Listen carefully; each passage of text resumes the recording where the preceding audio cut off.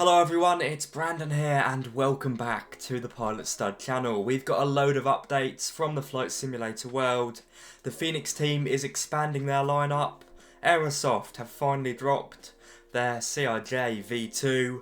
Sim Update 2 for Microsoft Flight Simulator 2024 is shaping up nicely. FSWeekend returned in full swing a few weeks ago and a new 737 is very nearly on the way from CSS. But before we go anywhere, a very quick message from today's video sponsor.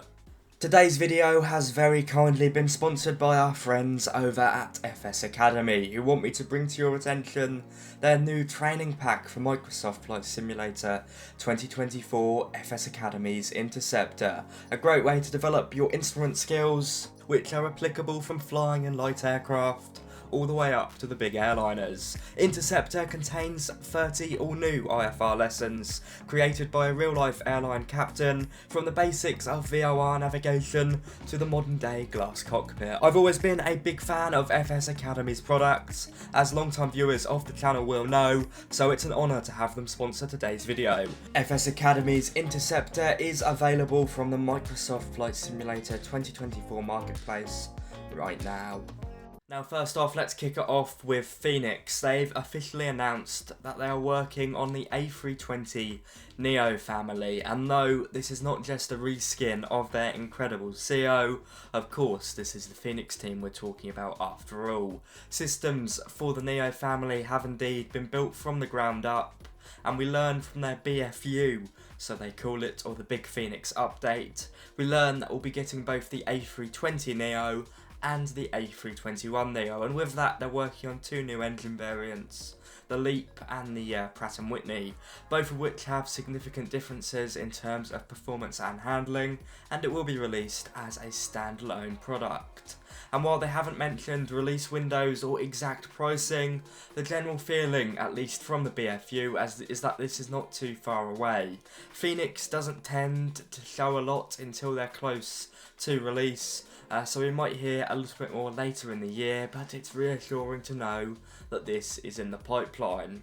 Indeed, it's something in the past they said they weren't going to do, but here they are. I think it will round out their A320 offerings nicely and bring some nice variety for Neo flyers who want something more than just a visual mod that's worlds away from the default Neo. Of course, we've got the fantastic fly-by-wire A320 Neo, but even that leaves a bit to be desired for those that like to fly as close to realistic as possible. Now over to Aerosoft, who've launched their CRJ V2, and yes, it is a full rebuild, not just a little update. This version is fully compatible with Microsoft Flight Simulator 2024 and includes a visual overhaul inside and out, system refinements, and quite a few changes under the hood. You've still got all four variants if you bought them: the 550, the 700, the 900 and the 1000.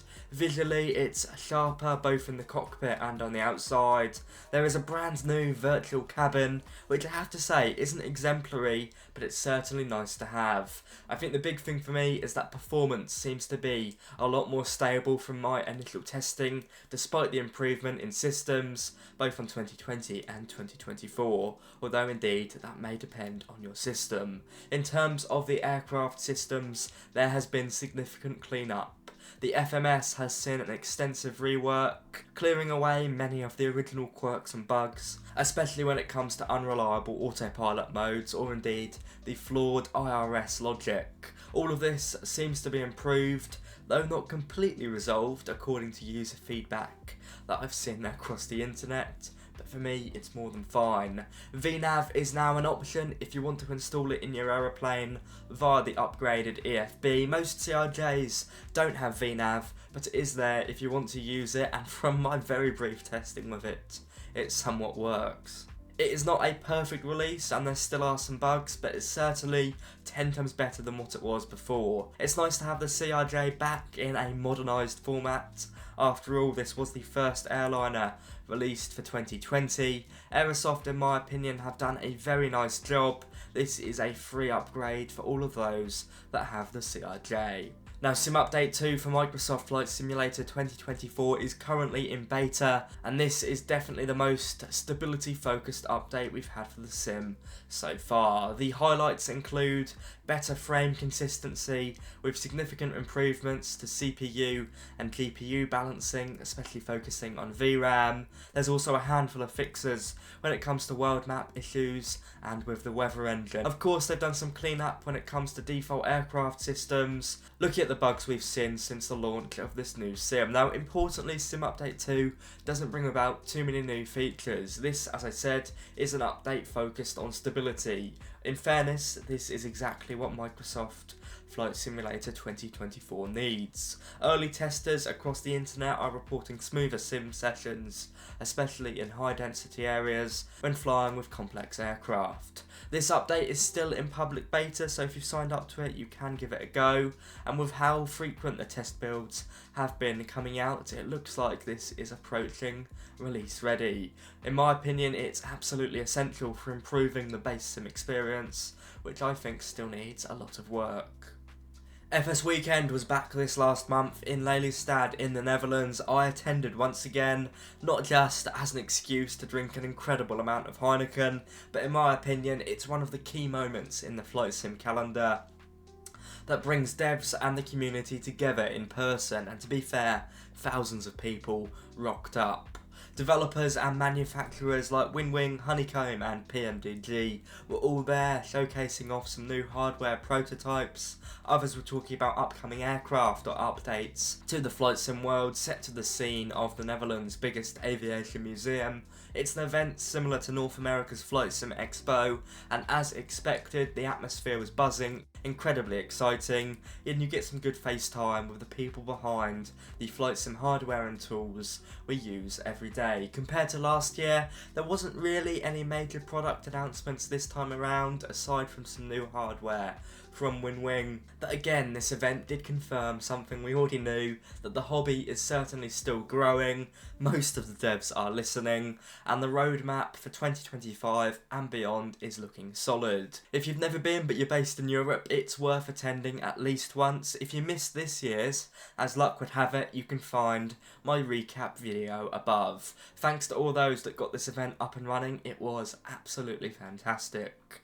Now for my quickfire release round. Aerosoft have released Germany's Dortmund airport for around €15, living up to Aerosoft's high standard when it comes to airport releases. This is now available for both Microsoft Flight Simulator 2020 and 2024 from their website. Orbex have released their Global Power Lines pack for Microsoft Flight Sim 2020 and 2024. This is for around €9 for an enhancement pack that replaces the default power lines across your sim world with up to 19 region-specific 3D models, enhancing VFR flight.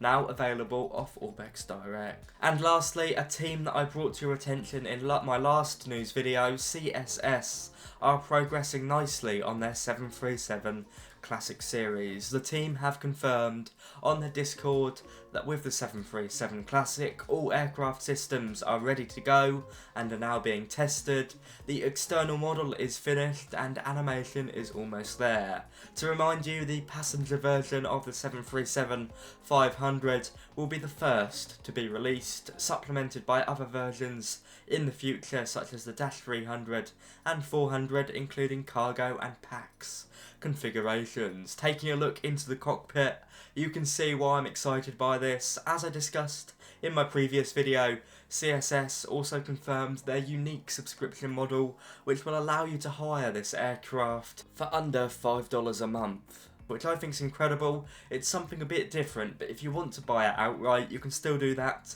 for $120, which to be fair is steep, but it is conventional sim pricing. I'll keep you updated with the release. That's all for this one. A lot going on, and it's only April, so we're only starting to get into the busy season. Let me know in the comments what you're flying right now, or if any of these updates are on your radar. Once again, a big thank you to FS Academy for sponsoring this video. Thank you for watching. Don't forget to subscribe if you haven't done already, and I'll see you in the next one. Bye bye.